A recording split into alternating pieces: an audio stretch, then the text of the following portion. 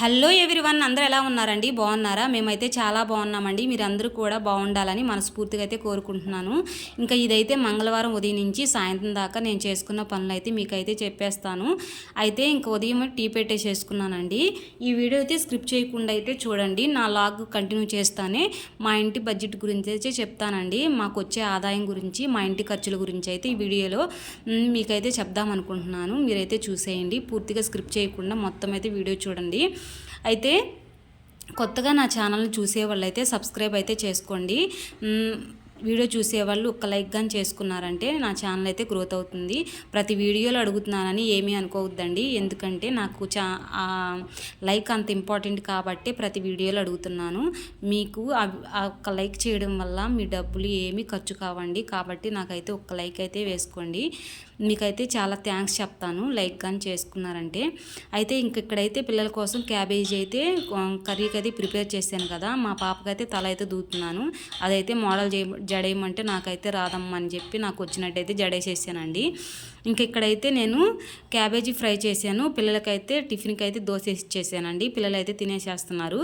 Carriage అయితే కట్టేసేసాను. అయితే పిల్లల కోసమని స్నాక్స్కి ఇంకా దానిమ్మ పప్పులు, జామకాయ అయితే పెట్టేసేసానండి. పిల్లలైతే ఈరోజు చట్నీ అయితే లేట్ అయితే కారం అయితే పెట్టేసేసుకొని తినేసేస్తున్నారు. ఇంకా పిల్లల క్యారేజ్ అయితే కట్టేసేసి పిల్లలైతే స్కూల్కి వెళ్ళిపోయిన తర్వాత నాలాగైతే కంటిన్యూ చేసుకోవాలండి, పని అంతా చేసుకోవాలి. అయితే ఇంకా నా బడ్జెట్ గురించి చెప్దాం అనుకుంటున్నాను కదండి. మా వారికి నెలకి ఇంతని అంతని రాదండి, ఎందుకంటే మా వారు టైలరింగ్ చేస్తారు కదా. సీజన్ పట్టి మరే డబ్బులు వస్తాయి. అంటే పండగలప్పుడు, పెళ్ళిళ్ళప్పుడు అయితే బట్టలు ఎక్కువగా కుట్టిస్తారు కాబట్టి ఇంకా అప్పుడైతే ఎక్కువ డబ్బులు వస్తాయి. సీజన్ లేనప్పుడైతే మాత్రం డబ్బులు తక్కువ వస్తాయి. కానీ అన్ని సమయాల్లో బడ్జెట్ని మేము కరెక్ట్గా చేసుకొని మా లైఫ్ని అయితే కొనసాగిస్తున్నాము. ఏ ఇబ్బందులు లేకుండా హ్యాపీగా అయితే చేసుకుంటున్నామండి. అయితే నా బడ్జెట్ గురించి, మా బడ్జెట్ గురించి చెప్పాను కదా. మా ఖర్చు గురించి చెప్తాను, వినండి. మాదైతే రూమ్ మేము రెంట్కుంటాం కాబట్టి కింద షాప్కి పైన ఇంటికి అయితే 5,800 అండి మొన్నటిదాకా. ఇంకా ఈ నెల నుంచి అయితే 6,300 అయితే రూమ్ రెంట్ అయితే కడుతున్నాము. ఇంటి అద్దె, రూమ్ రెంటు. అయితే తర్వాత ఇంటి ఖర్చు అయిపోయింది కదా. తర్వాత అయితే మాత్రం మా వారు వచ్చి దీపారాధన చేసి స్నానం చేసి దీపారాధన చేసి టిఫిన్ చేసి వెళ్ళిపోయాడండి. ఇంకా నేనైతే అంట్లో అయితే కడిగేసేసుకున్నాను. అయితే ఇక్కడ ఇంటి ఖర్చు అయిపోయిన తర్వాత పిల్లల స్కూల్ ఫీజు అండి. పిల్లల స్కూల్కి అంతకుముందు మేము ఇక్కడ మాకు దగ్గరలో ఉన్న స్కూల్లో జాయిన్ చేసినప్పుడు బస్ ఫీజు ఏముండే కాదు, కానీ 50,000 అయితే ఇద్దరికైతే అయ్యాయండి. తక్కువ ఫీజుతోనే అయిపోయేది. కాకపోతే ఇప్పుడు వాళ్ళు కొంచెం బాగా చదివేయాలన్న ఆలోచనతోటి ఇంకా ఒంగోలు అయితే జాయిన్ చేసాము. కొత్త స్కూల్ అయితే వేయించామండి. ఇంకా అక్కడైతే ఇద్దరికి కలిపి 80,000 అండి ఫీజు. ఇంకా 80,000 only bus fee, school fee కలిపి 80,000 అండి ఇద్దరికి. ఇంకా బుక్స్కి అయితే మాత్రము, బుక్స్కి, స్కూల్ డ్రెస్కి, వీటికైతే మాత్రం ఇంకొక 20,000 అయితే అయినాయి. ఇంకా 1,00,000 రూపాయలు అయితే పిల్లలకి సంవత్సరానికి అయితే మాకు కావాలండి. అయితే మాకు బడ్జెట్ కంటే ఎక్కువ ఎందుకు పెట్టి చదివిస్తున్నామంటే మేము ప్రతి రూపాయి వాళ్ళ చదువుల కోసమే ఉపయోగించాలనే ఆలోచనలోనే పడిపోయాము. కాబట్టి మా బడ్జెట్ కంటే ఎక్కువ అమౌంట్తోనే పిల్లలకి చదివిస్తున్నామండి. అయితే మాకు పాల ఖర్చు అయితే మాత్రం నెలకొచ్చి 1,500 అయితే అవుతాయండి. పాల కేంద్రం నుంచి తీసుకొస్తారు ఇప్పుడు పాలు. అంతకుముందు అయితే మాకు ఇంటి పక్కన మా పిన్ని వాళ్ళు అయితే పోసేవాళ్ళు. ఆ పాలు అయితే 30 రూపాయలకి అయితే తెచ్చుకుంటే సరిపోతాయి. కొంచెం నీళ్ళు కలిపినా పెద్దగా ఇబ్బంది ఉండేది కాదు, టేస్ట్ ఏం మారేది కాదు. ఇప్పుడు పాల కేంద్రంలో పాలు తెస్తుంటే అవైతే నీళ్ళుగా ఉండడం వల్ల కొంచెం నీళ్ళు కలపంగానే బాగా పలసగా అయిపోతున్నాయి. కాబట్టి 50 రూపాయలకి అయితే తెప్పించుకుంటున్నాము. నెలకొచ్చి 1,500 అయితే పాల ఖర్చు. ఇంకా మాకైతే కూరగాయల ఖర్చు ఏమి లేదండి.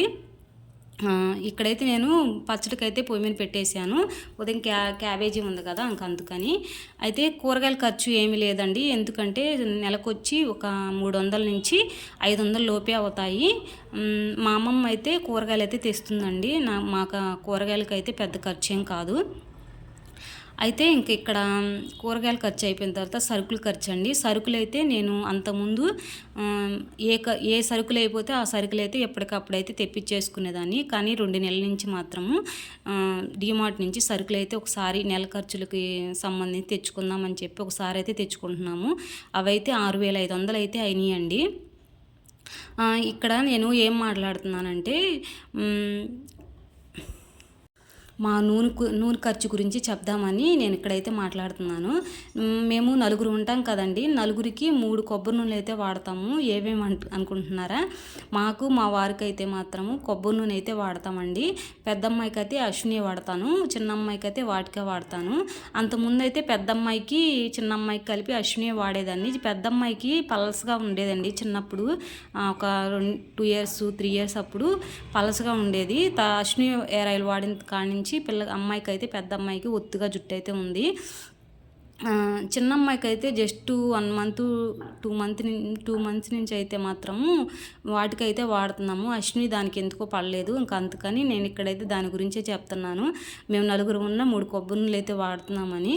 అయితే ఒక చిన్న డబ్బా తెచ్చుకున్నామంటే మాకైతే సరిపోతుంది. పిల్లలకు కానీ వాళ్ళకి ఇద్దరికి చిన్న చిన్న డబ్బాలు అయితే సరిపోతాయి. మేమైతే కొబ్బరి నూనె పెద్దది తెప్పించుకుంటానండి, ఎందుకంటే మా వారు టైలరింగ్ చేస్తారు కదా, బాగా వేడిగా ఉండిద్ది. కాళ్ళకైతే సాయంత్రం కొబ్బరి నూనె పెట్టుకొని పడుకుంటే ఆ వేడంతా తగ్గిద్ది. అందుకని నేను కొబ్బరి నూనె డబ్బా మాత్రం పెద్దదే తెప్పించుకుంటాము నెలకి. ఇంకా ఇక్కడైతే నేనైతే పని అంతా అయిపోయింది కదా, ఫ్రెష్ అయిపోయి అమ్మమ్మకైతే కూర అయితే ఎత్తుకెళ్ళాలండి.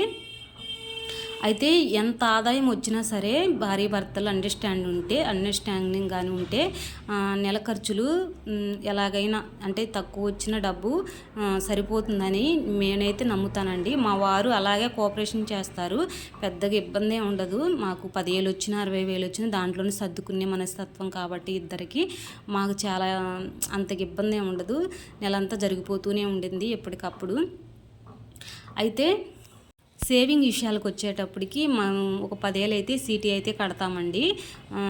10 ఏళ్ళు సీటీ కట్టిన తర్వాత ఒక ఎల్ఐసి అయితే సంవత్సరానికి 18,000 అయితే ఎల్ఐసి అయితే కడతాము.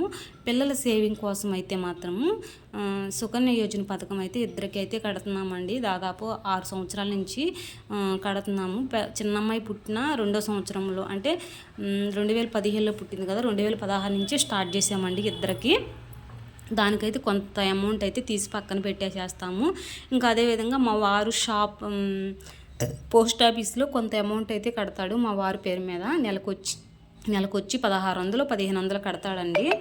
ఇంక ఇవన్నీ నెలకి అంటే నేను చెప్పాను కదా, ఒక నెలలో ఖర్చు ఎక్కువ ఆదాయం ఎక్కువ వచ్చింది, ఒక నెలలో తక్కువ వచ్చిందని. అలా ఒక నెలలో వచ్చిన ఆదాయాన్ని ఇంకో నెలలోకి సరి చేసుకుంటూ మా కాపురాన్ని అయితే మేము ముందుకైతే మాత్రం నడిపిస్తూ ఉంటామండి, ఇద్దరు భార్య భర్తలు అండర్స్టాండ్ వల్ల.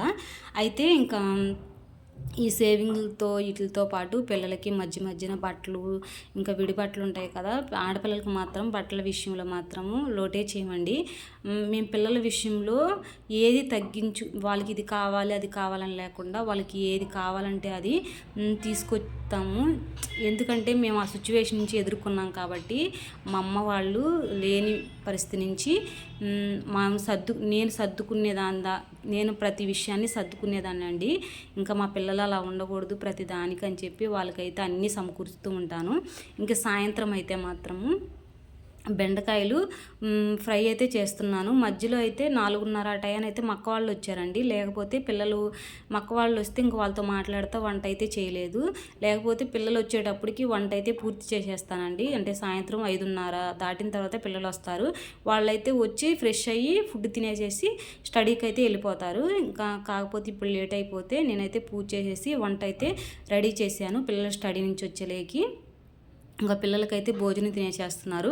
అయితే రోజు సాయంత్రం రాగానే ఫుడ్ పెట్టేయడం వల్ల పడుకునేటప్పుడు పాలు ఇవ్వడం వల్ల వాళ్ళు హాయిగా నిద్రపడుతుందండి. పడుకునేటప్పుడు పాలిస్తే ఇంకా పిల్లలకైతే భోజనం పెట్టేసేసి నేనైతే వాషింగ్ మిషన్కి బట్టలు వేసేసి మేమైతే మా వారు ఫ్రెష్ అయిన తర్వాత ఇద్దరం అయితే భోజనం చేసేసి ఇంకా పడుకోవడమేనండి.